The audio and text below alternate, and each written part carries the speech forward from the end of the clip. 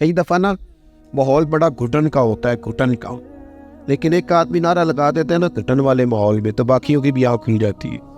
شدید گھٹن کے ماحول کے اندر ایک بندہ کہتا ہے نا تھوڑا سا لنگر ہے یار، باقی کھانا پکتے تک آؤ نا میرے ساتھ بیٹھو، تو وہ لوگوں کو نا ہمت دیتا ہے، وہ جذبہ دیتا ہے۔ مثلا بارش تیز ہو رہی ہو اور اگر مکان ایک ہی ہو صحرا کے اندر، اور اگر کسی شخص کا دل بڑا ہو نا، وہ سب سے کہنا آ جاؤ آ جاؤ، تو سما جایا کرتے ہیں سارے لوگ، جگہ مل جایا کرتی ہے۔ پر کوئی امید کی بات تو کرے، کوئی کرم کی بات تو کرے، کوئی وہ بات تو کرے جس کے اندر خوبصورتی ہو۔ جنگ احد میں شدید آزمائش کا ماحول بن گیا اور حالات کچھ اور طرح کے ہو گئے۔ ہوا کیا، صحابہ کرام علیہم رضوان کبھی کمزور نہ پڑتے، لیکن ایک خبر اڑا دی گئی، ایک سیاسی چال چلی گئی۔ جس طرح کا طریقہ ہوتا ہے نا مایوسی پھیلانے کا، وہ طریقہ استعمال کیا گیا۔ کہا گیا معاذ اللہ ثم معاذ اللہ، حضور کو شہید کر دیا گیا۔ اب امت جانتی ہے کہ صحابہ کی کتنی جذباتی وابستگی ہے نبی پاک کے ساتھ۔ کل کائنات امت کے پاس اگر ہے تو وہ رسول پاک کی ذات ہے، اور اگر حضور کو شہید کر دیا گیا ہے، سرور کائنات کا وصال ہو گیا، تو پھر پیچھے کیا بچا؟ طبیعتیں پریشان ہو گئیں، رو رو کے نڈھال ہو گئے۔ حضرت انس بن مالک رضی اللہ تعالیٰ عنہ کا جو نام ہے نا، انس، یہ ان کے چچا کے نام پر رکھا گیا تھا۔ ان کے چچا کا نام تھا حضرت انس بن نضر رضی اللہ تعالیٰ۔ وہ نہ نکلے میدان احد میں جب پوری طرح لوگ پریشان تھے، نڈھال تھے، تکلیف میں تھے، کمزور پڑے ہوئے، وہ میدان میں نکلے۔ کہا یہاں کیوں بیٹھے ہو؟ تو ایک صحابی نے بڑے درد سے کہا آپ کو پتہ ہے حضور کا وصال ہو گیا ہے، خبر ہے کہ حضور کو شہید کر دیا گیا۔ تو حضرت انس بن نضر نے نا پتہ کس طرح کی بات کی، فرمانے لگے یار اگر حضور شہید ہو گئے ہیں، ہم نے جی کے کیا کرنا؟ بیٹھے کیوں ہو؟ اٹھو نا، تلواریں پکڑو۔ جس رستے میں حضور نے شہادت دی ہے، ہم بھی اسی رستے میں شہید نہ ہو جائے۔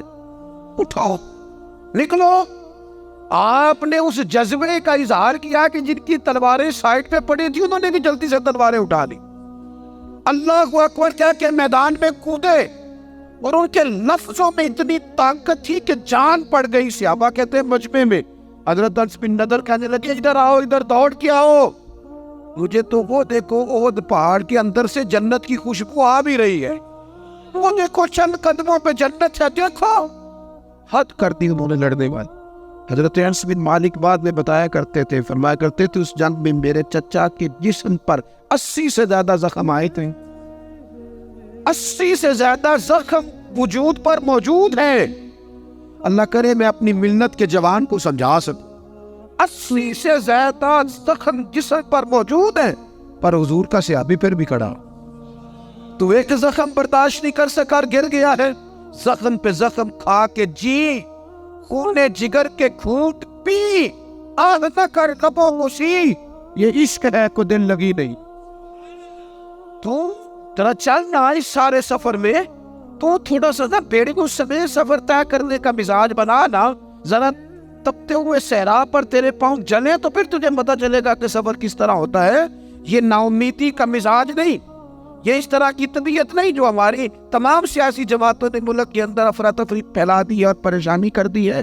ہمیں ہمت کے ساتھ، ہمیں جذبے کے ساتھ، ہمیں شوق کے ساتھ ایک دوسرے کو بحال کرنا ہے۔ نبی پاک علیہ السلام نے فرمایا شوربہ زیادہ پکا لیا کرو، پڑوسی کو بھی شامل کر لیا کرو۔ فرمایا ایک کا کھانا 2 کھا لیں گے، 2 کا کھانا 3 کھا لیں گے، 4 کا کھانا 6 کھا لیں گے، ایک دوسرے کا بازو تھامو، ایک دوسرے کے لیے دروازہ کھولو۔ میرا رب تو بڑا کریم ہے، جیسے جیسے بندے ایک دوسرے پہ مہربانی کرتے جاتے ہیں، اللہ سب پر رحمت فرماتا ہے۔